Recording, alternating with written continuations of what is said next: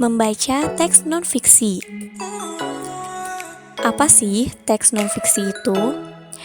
Teks non-fiksi merupakan teks yang dibuat berdasarkan kenyataan yang ada, realita, tanpa mengada-ngada atau hal yang benar terjadi dalam kehidupan sehari-hari. Jadi, teks non-fiksi itu dibuat bukan berdasarkan imajinasi, tetapi berdasarkan kenyataan yang terjadi di sekitar kita. Oke, soal nomor 1. Apa yang kamu ketahui tentang teks non-fiksi? Selanjutnya, terdapat contoh teks non-fiksi. Oke, yang pertama ada laporan. Contohnya laporan hasil pengamatan. Ada karya ilmiah, ada artikel, dan juga ada berita. Soal nomor 2.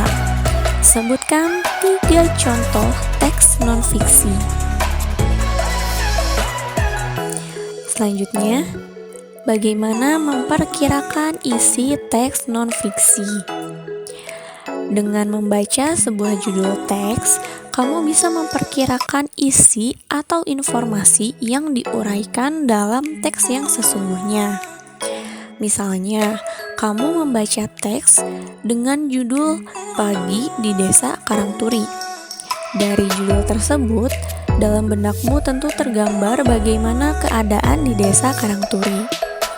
Oke, jadi simpan ya judulnya, Pagi di Desa Karangturi.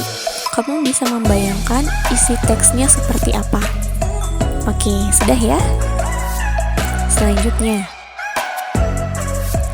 setelah memperkirakan isi teks berdasarkan judulnya, yang harus kamu lakukan selanjutnya adalah membaca isi teks sesungguhnya. Tadi kita sudah membaca judulnya, yaitu Pagi di Desa Karangturi. Dan kamu juga sudah membayangkan isi teksnya seperti apa. Sekarang, coba bandingkan dengan isi teks yang sesungguhnya. Kamu bisa membaca di halaman 144 buku bahasa Indonesia. Nah, dari kegiatan membaca itu, kamu akan tahu apakah perkiraanmu sama atau berbeda dengan isi teks yang sesungguhnya. Jadi, pertama kamu memperkirakan isi teksnya terlebih dahulu melalui membaca judulnya. Setelah itu, membaca teks yang sesungguhnya, apakah sama atau berbeda.